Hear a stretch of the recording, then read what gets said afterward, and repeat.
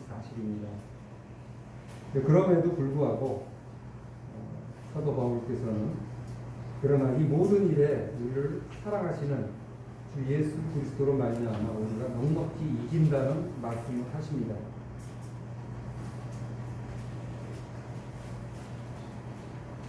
우리 신약시대를 살아가고 있는 우리 형제 자매님들에게도 가끔 혹은 어떤 경우 자주 고난이라고 하는 그런 불청객이 찾아오기 마련인데요.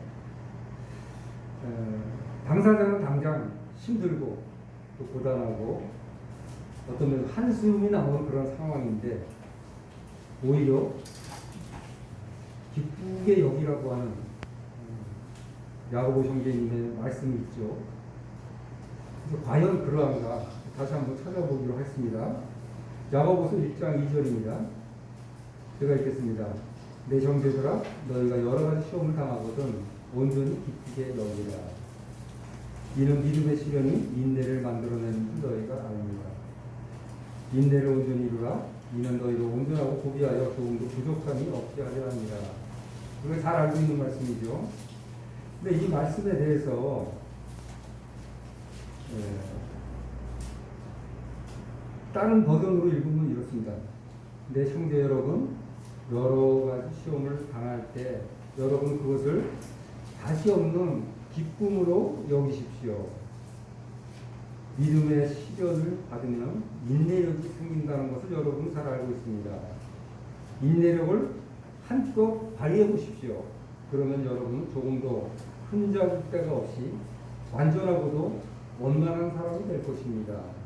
공동번역에 이렇게 되어 있습니다. 그 표준 번역에는 끝부분이 이렇습니다. 그러면 여러분 조금도 흠을 잡을 데 없이 완전하고 성숙한 사람이 되십시오.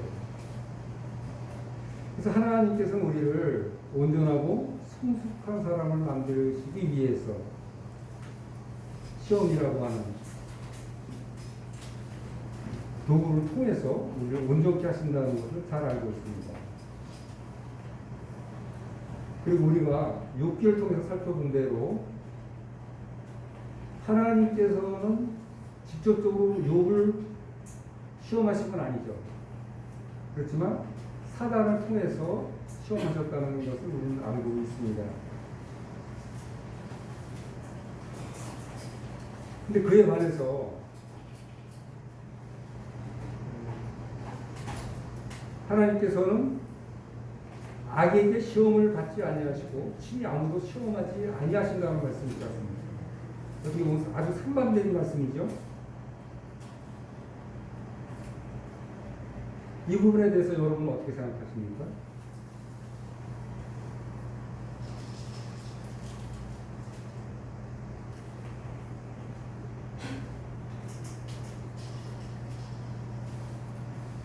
여기서 말씀하시는 하나님은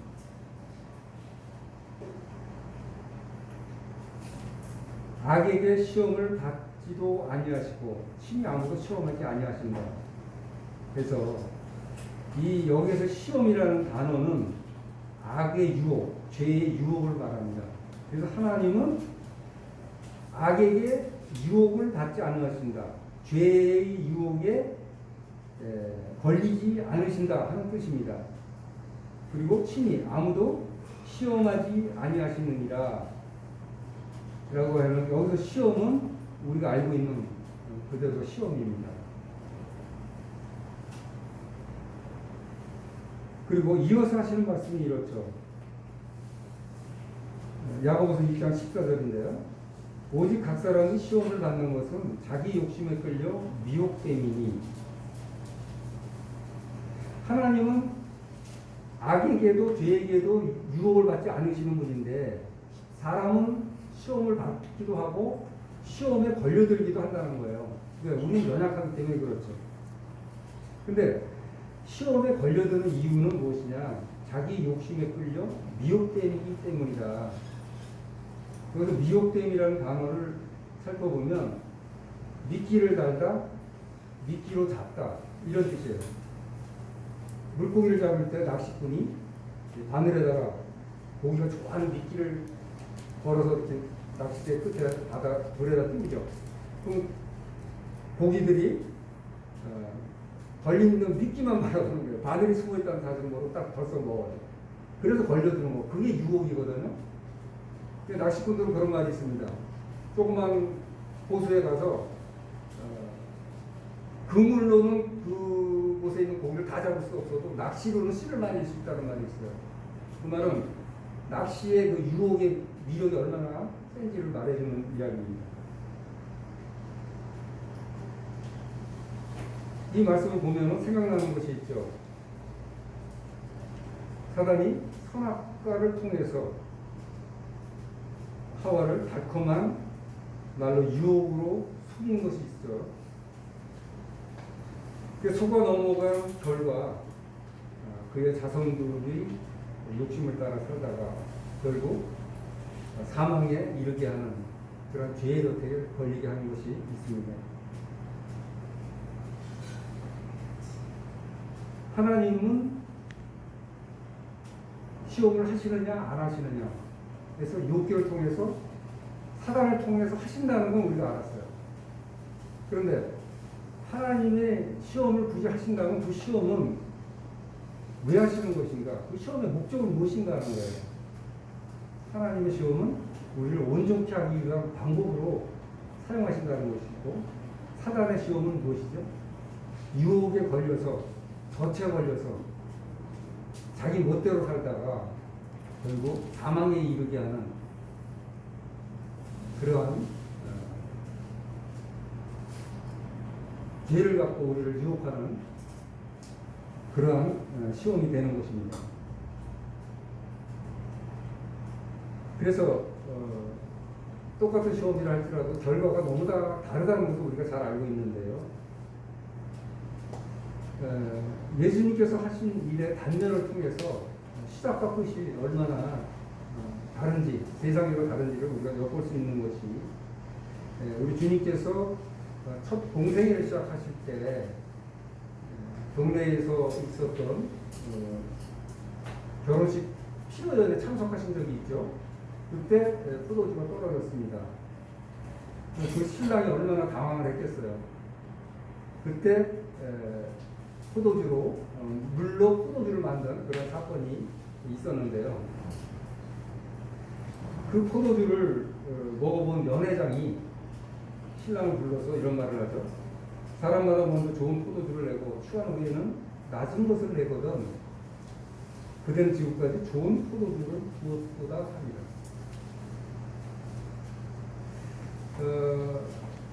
이 신랑은 말이죠, 형편이 이렇게 넉넉한 분은 아니었던 것 같아요.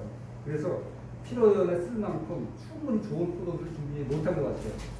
근데 이런 경우 대부분 시작은 종으로 하고 뒤에는 물을 섞거나 질이 떨어지는 그러한 포도주를 대접하는 것이 관례인데, 이 신랑은 마음이 정직한 사람이었던 것 같아요. 가난하면 가난한 대로 자기 형편에 맞게 준비했는데 그것이 모자랐다. 그때 하나님께서는 그의 형편을 헤아리셔서 물로 포도주를 만들어 주심으로 그를 어려움에서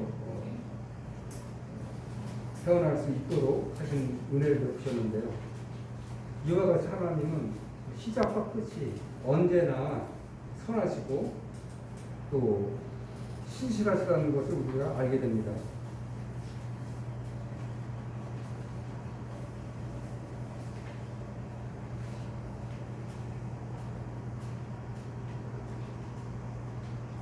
욥기를 우리가 살펴볼 때 욥이 과연 어떠한 상태에 있었길래 하나님께서 사단을 통해서 시험하셨나, 그리고 욥이 많은 시험을 거치는 과정 속에서 결과적으로 하나님에 대해서 귀로만 듣더니 이제는 눈으로 배웁니다 하는 말씀을 고백을 하고 나서 그가 전혀 다른 태도를 보이게 되는데요.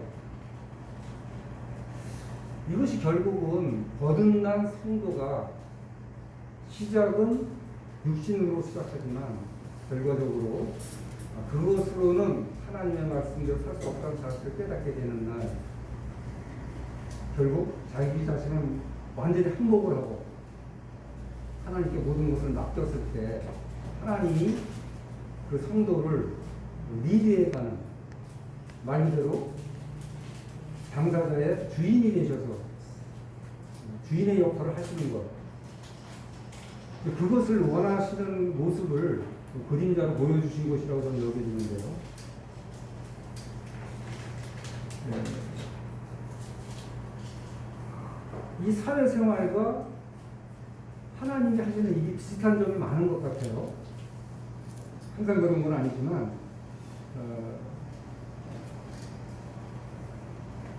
우리나라인 경우 의무 복무제죠. 그래서 나이가 어느 정도 차면은 군대에 영장을 받아서 갑니다. 저 같은 경우 예전에 농산훈련소에 갔습니다. 그렇게 갈 때 처음에 연병장에 줄을 세워서 도열을 하게 되는데, 그때 부대 대표가 나와서 이런 말을 합니다. 장정 여러분, 논산훈련소에 입소하신 것을 환영합니다. 그래서 사복을 입고 모여있는 상태에서는 장정이라는 표현을 해요. 장정은 뭐냐면 이제 그 국방의 의무를 질 만한 나이와 덩치가 이루어진 상태, 이게 청년을 이야기하는 것입니다. 그때까지는 참 부드러운 어조로 이야기를 합니다. 존댓말도 딱딱 써가면서. 그런데 입소식이 끝나면 곧바로 소대 배치를 받고 소대에서 군복을 지급받습니다. 그러면 지급받은 군복에 그때 당시는 실로, 자기가 실로 엉성한 솜씨로 자기 이름표를 써요. 빨면은 지워지니까 펜으로 쓰지 않고 실로다가 하얀 실로 이름을 씁니다. 그래서 그걸 딱 갈아입죠. 그럼 그때부터는 완전히 돌변을 해요. 이제는 훈련병이에요. 병사예요. 훈련 받는 병사. 이때부터는 좌로 굴러 우로 굴러 뭐 아주 정신이 없게 훈련을 시킵니다. 그런 점이 하나님께서 성도들을 부르시고 각 구원받은 어린 성도들을 대하시는 하나님. 그때는 우리가 좀 잘못해도 다 응석으로 받아주시고, 우리가 잘못된 어떠한 그 요구를 해도 때로는 들어주세요. 그런데 시간이 지나서 이제 좀 클만한 나이가 됐는데 계속해서 어리광만 부리는 거예요. 계속 젖만 먹어요. 그때부터는 달라지죠. 강제로 이유식도 먹이고 딱딱한 음식도 먹는 연습을 시킵니다. 이제 그러한 일이 생기기 시작하면서 성도들이 어려움을 겪게 됩니다. 여러분도 다 그런 일을 겪으셨으리라고 개인적으로 생각을 하는데, 처음에 갖고 온 거 갔을 때는 흔히들 그런 표현을 합니다. 구름 위에 둥실둥실 떠서 다니는 기분이다. 온 세상을 얻은 것 같고 이제 죽어도 한이 없고 누가 말려도 주변 사람들한테 복음을 막 전해요. 하나님을 막 자랑하게 다닙니다. 그러다가 어느 정도 시간이 지나면 어떤 분들은 몇 달 내에, 어떤 분은 몇 년 내에 하나님의 연단이 들어가기 시작합니다. 하나님 왜 연단하실까요? 구원의 목적이 단지 훈련소로 친다면 훈련소에 입소하는 것이 목적이 아니잖아요. 훈련을 잘 받아서 훌륭한 군인으로 태어나는 것, 그것이 군인으로 부르심을 받은 훈련소에 입소하는 목적이죠. 하나님께서 우리를 구원하신 목적도 동일하지 않습니까? 우리를 온전케 하시고 하나님의 모든 말씀을 순종할 수 있고, 또 그래서 하나님의 온전한 사람이 되게 하는 것, 그것이 목적이기 때문에 그 일을 이루시기 위해서 당신께서는 저희들을 연단하십니다.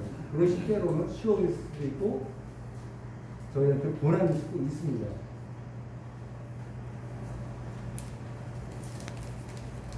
그리고 또 하나, 학교에서는 그 유급이라는 제도가 있죠. 시험을 너무너무 못 봤어요. 1학년에 2학년 올라가야 되는데 형편없어요. 공부를 한도 같지가 않은 선생님. 그럼 유급을 시켜. 어떻게 해서 1학년을 다시 배워야 되죠? 군대에도 훈련소 유급이 있습니다. 훈련 받다가 다치거나 뭔가 현차나서 교육을 제대로 못 받았잖아요. 그럼 그 사람은 자대 배치를 못 받아요. 그 사람은 다시 새로운 훈련동들이 들어올 때 그들과 다시 교육을 받아야 됩니다. 그래서 그런 일을 피하게 하기 위해서 교관들이 혹시 부상을 당한 병사가 있으면 옆에 있는 병사들이 같이 도와서 어떻게 하든 그 훈련을 통과할 수 있도록 돕도록 합니다. 또 그런 걸 통해서 또 전우회가 생기기도 하죠.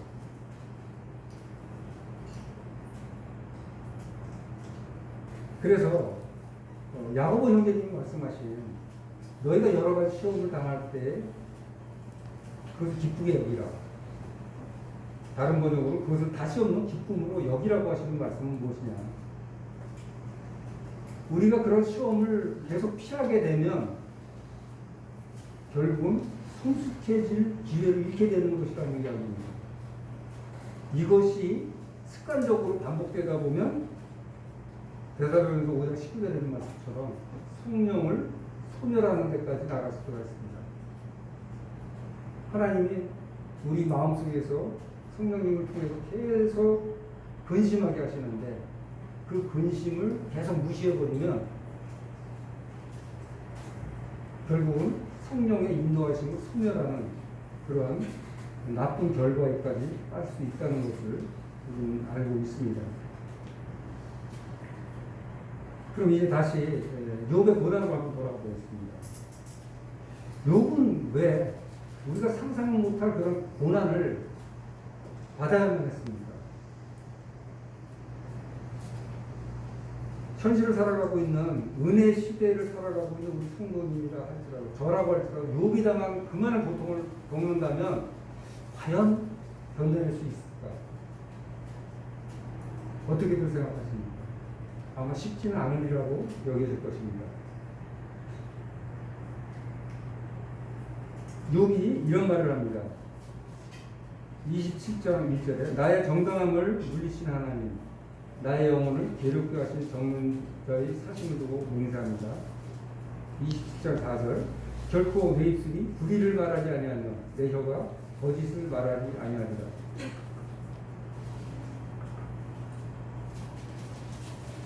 욥은 그렇게 이야기합니다. 나의 정당함을 당신께서 물리치셨습니다. 그러나 나의 영혼을 당신께서 괴롭게 하셨습니다. 왜 그러십니까? 나는 내 입술로 불의를 말한 적이 없고 내 혀가 거짓을 말한 적이 없지 않습니까? 아내가 저를 보고 하나님을 욕하고 죽으라는 말을 했을 때도 저는 아내를 꾸짖었습니다. 그러한 나에게 욥기 7장 20절에 이런 말씀이 있습니다. 어찌하여 나를 당신의 관역으로 삼으셔서 나를 무거운 짐이 되게 하셨나이까. 그렇습니다. 하나님은 이 욥을 당신의 화살에 관역으로 삼으셨어요. 그리고 욥에게 무거운 짐을 지도록 하셨습니다. 이제 욥은 자신의 등에 무거운 짐이 있다는 사실을 깨닫게 하시는 것이 이 고난의 과정이 아닌가 싶은데요. 잘 생각해보면 철로 역적이 생각나지 않습니까? 그 주인공이 등 위에 커다란 짐을 지고 하나님의 말씀을 순종하겠다고 얼마나 힘들어합니까? 그런데 어느 날 그 짐이 그리스도 예수의 은혜로 다 벗겨졌다는 사실을 깨닫게 됐을 때 그는 죄로부터 무거운 짐으로부터 완전히 해방되는 기쁨을 맛보게 됩니다. 그래서 신학적 관점에서 욥의 삶을 살펴본다면 욥은 마치 율법에 매인 그리스도인의 모습을 띠고 있는 사람이 아닌가 싶습니다. 요즘 최근 들어서 주님을 알게 되신 분들은 잘 모르시겠지만 저 같은 경우는 과거에 일반 교회를 다닐 때 어떤 생각을 갖고 다녔냐면 하나님을 믿고 예수님이 저의 죄를 다 탕감하셨다는 사실을 믿었어요. 그렇지만 현실적인 죄 그리고 앞으로 죄에 대해서는 내가 책임을 져야 된다. 내가 잘못했을 때는 항상 회개하고 그것에 대해서 하나님으로부터 용서를 받아야만 된다. 이러한 압박이 항상 있었어요. 그래서 그것이 당시에는 한국에 있는 대부분의 교회들이 그것을 교리적으로 가르쳤습니다. 그때 우리 모임에 속한 선교사들을 통해서 그것이 아니다. 예수 그리스도의 죄사함은 과거와 현재와 미래에 속한 모든 죄를 탕감하신 것이다. 그래서 다 이뤘다고 십자가에서 마지막으로 외치신 것이다. 라는 사실을 알게 되는 것이죠. 그런데 욥은 그런 사실을 몰랐기 때문에 어떻게 해든 하나님의 말씀을 순종함으로 하나님의 진노로부터 벗어날 수 있기를 바라는 그런 삶을 살았던 것 같습니다.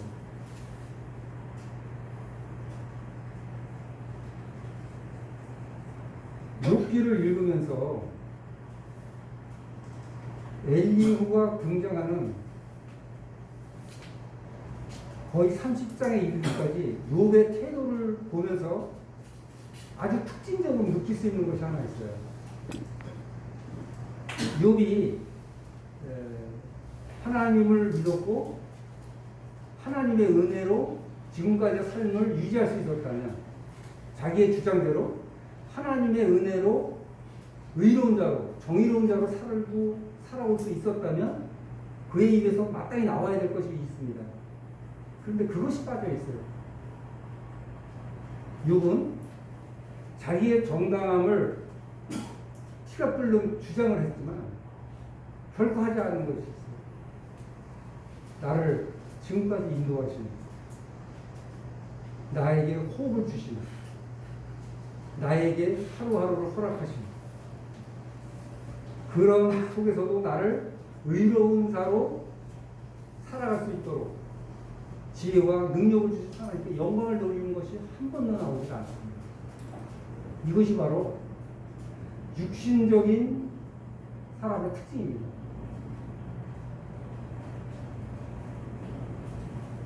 육신적인 사람 하면 하나님을 믿지 않는 세상 사람들만 육신적인 사람이라고 여길 수 있겠죠. 그러나 그렇지 않습니다. 고린도전서 3장 3절 한번 찾아보겠습니다. 고린도전서 3장 3절입니다.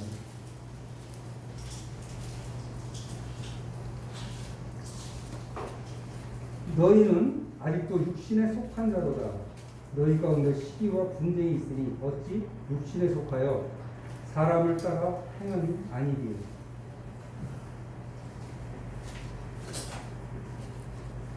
이어서 어떤 이는 말하되 나는 바울에게 하고 다른 이는 나는 아볼로이로 하니 너희가 육의 사람이 아니리요.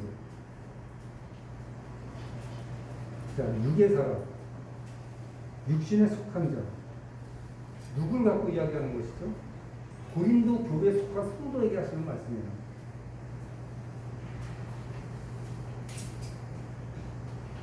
어린아이가 갓 구원받은 자들이다 라고 이해할 수 있는데 때가 되었는데도 여전히 육신에 속해 있다는 것을 지적하시는 것입니다.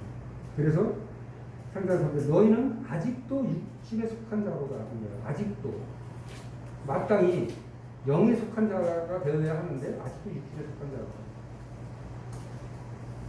육신에 속한 자의 특징이 있습니다.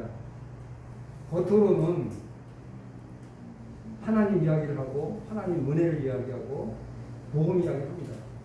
그러나 이야기 쭉 듣다 보면 결론은 자기 자랑으로 끝나요. 나는 그래도 하나님 앞에서 무엇을 했습니다. 어떠한 일을 했습니다. 어떠한 부분에 있어서 나는 항상 조심합니다. 자기 자랑을 해요. 결과는 자기 자랑을 하더라고요. 남 얘기하는 게 아니라 제 얘기를 하는 거예요. 저도 예전에 그랬습니다.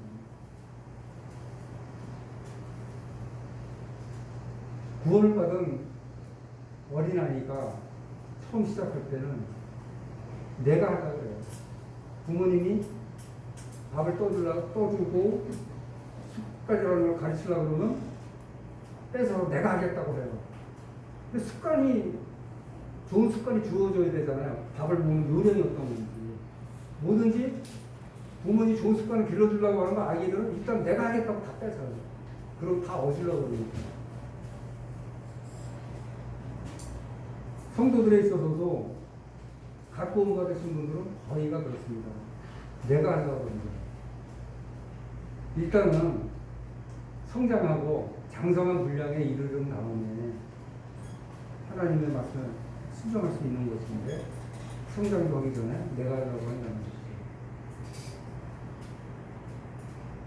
그래서 저는 그 욥이 하나님을 직접 대면하기 전까지의 모습은 의로운 자로 칭함을 받은 시작교회로 얘기한다면 칭의를 받은 성도로 볼 수 있겠으나 결국 영에 속한 사람은 아니었다. 그가 많은 의를 행하고 선을 행했지만 그것은 육신에 속한 것이었다. 그렇기 때문에 그가 한 일에 대해서 한 번도 하나님께 영광을 돌린 적이 없다는 것입니다.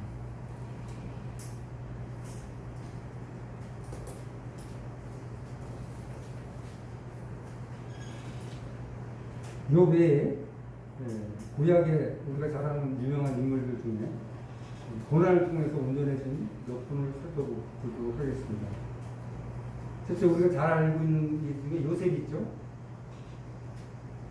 요셉이 고난을 받게 된 이유가 뭐죠? 형들로부터 시기심을 받았죠. 요셉은 색동 옷을 입었었고 형들이 하는 일을 가서 살펴보고 아버지한테 고자질을 했던 것이죠. 또 당신의 곁단들이 묶음들이 나의 묶음에 절하더이다. 그뿐 아니죠. 달과 별과 11가지가 나에게 절을 하더라. 참 이런 이야기를 들었을 때 형들 마음속 시기심이 어땠습니까? 이거로 인해서 결국 형들이 요셉을 깊은 구덩이에 빠뜨립니다. 그리고 형들은 본체만차하죠. 살려달라고 얼마나 미쳤겠어요. 형들을 첫째 찾았을 것이고 형들이 대답이 없을 때 하나님을 찾았을 거예요. 그 고통 속에서 요셉은 자신이 했던 모든 일들을 생각하면서 하나님 앞에 회개를 했으리라고 생각됩니다. 그때의 그 경험, 그때의 그 깨달음이 그를 새 사람으로 변화시키고 그가 애국의 총리까지 되지 않았나 생각이 됩니다.